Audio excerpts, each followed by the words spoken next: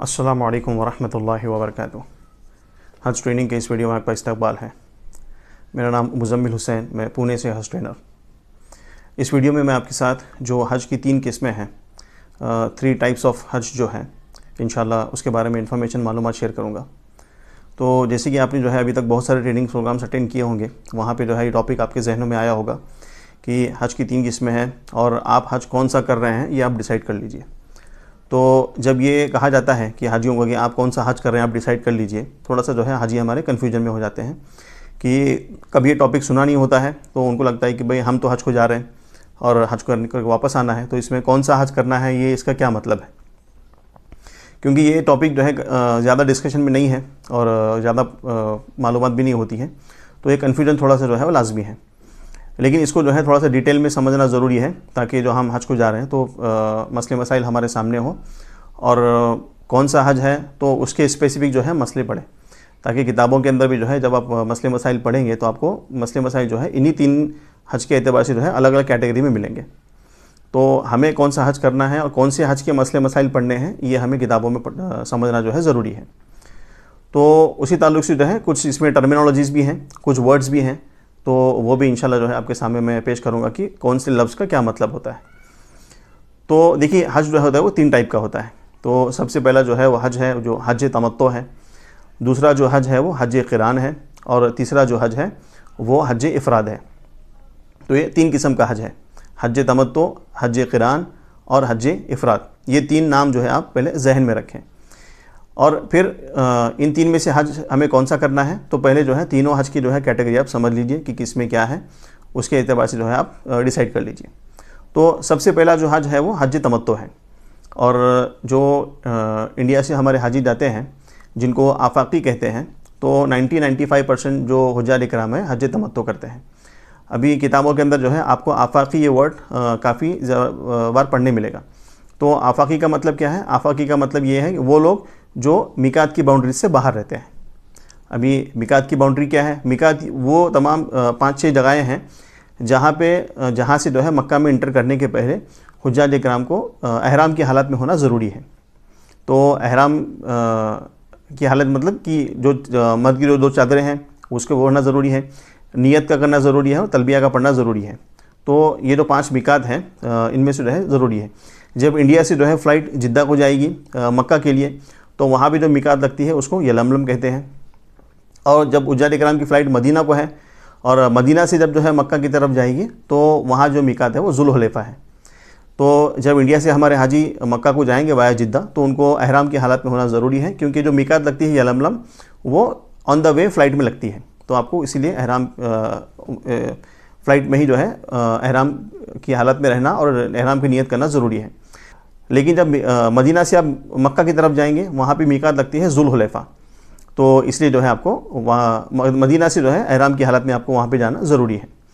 अभी जब मीकात को हम इंटर कर रहे हैं, तो इंटर करते वक्त भी जो हमारी नीयत होगी, वो नीयत पे भी जो है हमारे 3 हज वैरी करते हैं।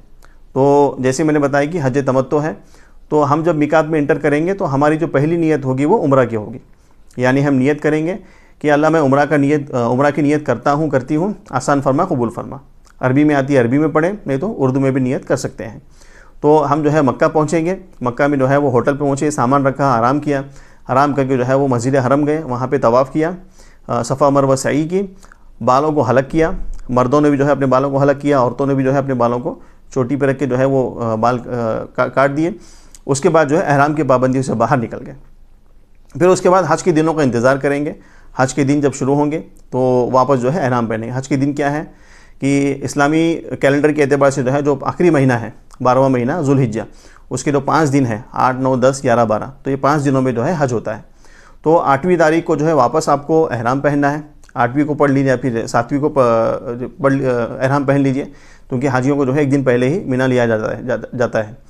तो 7वीं की शाम में जो है आप एहराम वापस हज का पहन लीजिए। फिर 8वीं, 9वीं, 10वीं, तीसरे दिन जो है जब मुज़दलिफ़ा से हाजी मिना की तरफ जाएंगे, तो बड़े शैतानों को कंकर मारने के बाद, कुर्बानी होने के बाद बाल हलक करेंगे, बाल निकालेंगे। मर्द और दोनों के लिए रूल है। उसके बाद में जो है एहराम के पाबंदी से आप बाहर आएंगे, एहराम भी निकालेंगे, एहराम के पाबंदी से आप बाहर भी आ जाएंगे। तो ये जो है हज तमत्तो है। तो हज तमत्तो इन शॉर्ट आपको बता देता हूँ, इंडिया से जब निकलेंगे सिर्फ उम्रा की नीयत करेंगे, उम्रा मुकम्मल हो गया, एहराम उतर गया, बाल भी हलक किए, हज के लिए वापस एहराम पहना और कुर्बानी दी, वापस बाल हलक किए और जो है अपने वापस एहराम की हालत से निकल गए। यानी 2 मरतबा एहराम पहने, 2 मरतबा एहराम उतार दिए और 2 मरतबा जो है सर हलक किया। उम्रा के वक्त भी जो है वापस पूरा सर हलक करेंगे, हज के वक्त वापस जो है पूरा सर हलक करेंगे। तो ये जो है हज तमत्तु है। इसमें आसानी क्या है? आसानी यह है कि उम्रा और हज के दरमियान जो दिन आ रहे हैं आप जो है नॉर्मल ड्रेस में रहेंगे, आपको एहराम की पाबंदियाँ फॉलो नहीं करनी है। इस दौरान और एक बेनिफिट क्या है? और एक बेनिफिट यह है कि आप अगर 2-3 मरतबा उम्रा करना चाहते हैं तो आप जो है डेफिनेटली कर सकते हैं। तो हज तमत्तु के अंदर जो ये फैसिलिटी है और ये जो है थोड़ा सा सहूलत भी है। अब दूसरा हज जो है वो हज किरान है। अब हज किरान जो है थोड़ा सा जो है वो डिफ़िकल्ट है। डिफ़िकल्ट इसमें क्या है? जब आप जो है मीकात से पहले इंटर करेंगे, चाहे मक्का जा रहे हो या फिर मदीना से जो है मक्का की तरफ जा रहे हैं, तो आप हज और उम्रा की नीयत एक साथ करेंगे। हज तमत्तु में सिर्फ उम्रा की नीयत की थी, लेकिन किरान के अंदर आप जो है उम्रा और हज दोनों की नीयत करेंगे। या अल्लाह मैं उम्रा और हज की नीयत करता हूँ, आसान फरमा, कबूल फरमा, करता हूँ या करती हूँ। तो मक्का में इंटर किए, मक्का में इंटर करने के बाद में जो है आपने जो पहले तवाफ़ किया, सफ़ा मरवा सही की, बालों को हलक नहीं किया, बालों को हलक नहीं किया। फिर हज के दिनों का इंतज़ार किया, एहराम के पाबंदियों को फॉलो करते रहे। अब 5-6 दिन, 8 दिन, 10-15 दिन भी हो सकते हैं। तो इस बीच में एहराम के कपड़े अगर गंदे हो जाते हैं, 2 चादरें गंदी हो जाती हैं, तो आप चादरों को बदल सकते हो, लेकिन आप जो है एहराम की हालत में ही रहोगे। तो इसमें अक्सर हाजियों का एक सवाल होता है कि एहराम की हालत में हम क्या एहराम के कपड़े बदल सकते हैं, 2 चादरें बदल सकते हैं? तो बिल्कुल बदल सकते हैं। लेडीज़ और जेंट्स दोनों के लिए सेम रूल है, क्योंकि एहराम जो है 2 चादरों का नाम नहीं है, बल्कि चादरों के साथ में जो है जो रूल्स फॉलो करने हैं उसका नाम एहराम है। तो हज किरान के अंदर जो है आप मक्का गए, तवाफ़ किया, सफ़ा मरवा सही की, बालों को हलक नहीं किया, हज के दिनों का इंतज़ार किया, एहराम की पाबंदियों को फॉलो किया, यानी खुशबू नहीं लगाना है, चेहरे पे पर्दा नहीं होगा, दाढ़ी या मूछ की जो है बाल, सर के बाल जो है वो निकालने नहीं है, ये फॉलो किए। वो 8-10 दिन, 15 दिन भी हो सकता है। फिर उसके बाद हज के दिन शुरू हुए, 8, 9, 10, 10वीं ज़िलहज्जा को बड़े शैतान को कंकरी मारा, कुर्बानी किया, फिर जो है बाल हलक किए और फिर जो है एहराम निकाल दिया। यानी 1 मरतबा एहराम पहना और 1 मरतबा एहराम निकाल दिया और बालों को जो है सिर्फ 1 मरतबा हलक किया। तो थोड़ा सा रहिए डिफ़िकल्ट है। और इसमें जो है आपको और एक इसमें रिस्ट्रिक्शन ये है कि उम्रा और हज के दरमियान आप डबल टिबल उम्रा नहीं कर सकते हैं, ये इसमें एक कंडीशन है। तो ये एक है। अभी यहाँ पे आप हज किरान अगर किसी को करना है तो वो कब कर सकते हैं? वो जो है जिनकी दिन काफ़ी कम बाकी है उम्रे और हज के दरमियान, जो लास्ट फ्लाइट वाले हैं, लास्ट फ्लाइट वाले यहाँ पर हज के दिनों के नज़दीक फ्लाइट वाले हैं, तो हज किरान कर सकते हैं। अल्लाह के नबी सल्लल्लाहु अलैहि वसल्लम जब मदीना से मक्का की तरफ चले तो आपने जो है वो हज किरान की नीयत की। तो ये जो है अगर किसी को सुन्नत अदा करना है तो ये कर सकते हैं, लेकिन इसमें आपको एहराम की पाबंदियाँ फॉलो करनी है। और अल्लाह के नबी ने जो सफ़र किया उसमें भी जो है उम्रा और हज के दरमियान जो है काफ़ी कम गैप था। तो अल्लाह के नबी जब मदीना से जो है मक्का पहुँचे, आप ख़ुद जो है वो हज किरान किया, लेकिन सहाबा को जो है अल्लाह के नबी ने हज तमत्तु करने की जो है वो इजाज़त दी। तो यहीं से जो है वो फ़ुक़हा के अंदर एक मसले मसाइल फ़जीलत के एतबार से है कि हज किरान बेहतर है या हज तमत्तु बेहतर है। कुछ उलमा किराम कहते हैं कि जो हज किरान बेहतर है क्योंकि अल्लाह के नबी ने हज किरान किया। कुछ उलमा किराम कहते हैं कि हज तमत्तु बेहतर है क्योंकि अल्लाह के नबी ने हज तमत्तु करने की सहाबा को इजाज़त दी। तो ये फ़जीलत के एतबार से है। फिर तीसरा जो हज है वो कौन सा है? वो हज इफ़राद है। यानी जब आप इंडिया से आपने निकले तो सिर्फ़ और सिर्फ आपने जो है वो हज की नीयत की। आप जो है हज की नीयत की, या अल्लाह मैं हज की नीयत करता हूँ, आसान फरमा, कबूल फरमा। इसमें उम्रा नहीं है। आप मक्का में दाखिल हुए, मक्का में दाखिल होने के बाद में जो है आपने एक सुन्नत अमल किया। वो सुन्नत अमल क्या है कि तवाफ़ क़ुदूम किया। तवाफ़ क़ुदूम जो है सुन्नत है, फ़र्ज़ और वाजिब नहीं है हज इफ़राद में। तवाफ़ क़ुदूम किया और फिर जो है आप हज के दिनों का इंतज़ार करते रहे एहराम की हालत में ही। ये भी जो है हज किरान की तरह 5-6 दिन, 7 दिन, 8 दिन हो सकता है।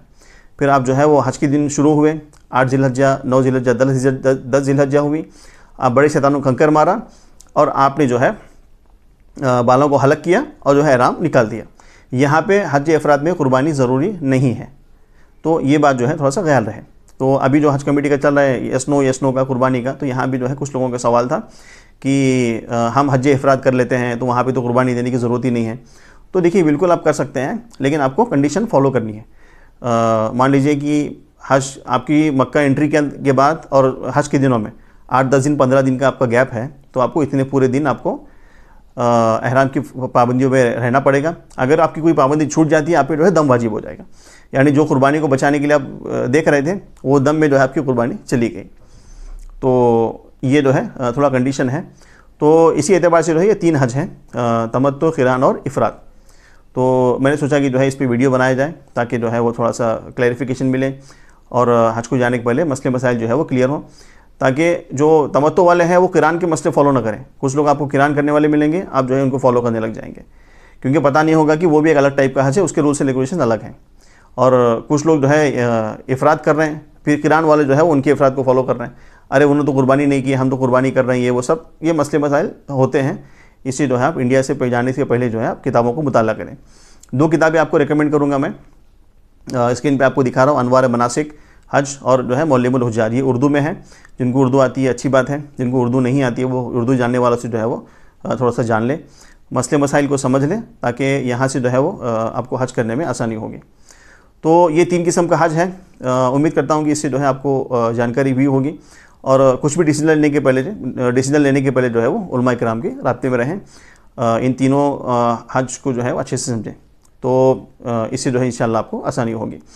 जज़ाकल्लाहु खैरा। अस्सलामु अलैकुम व रहमतुल्लाहि व बरकातुहू।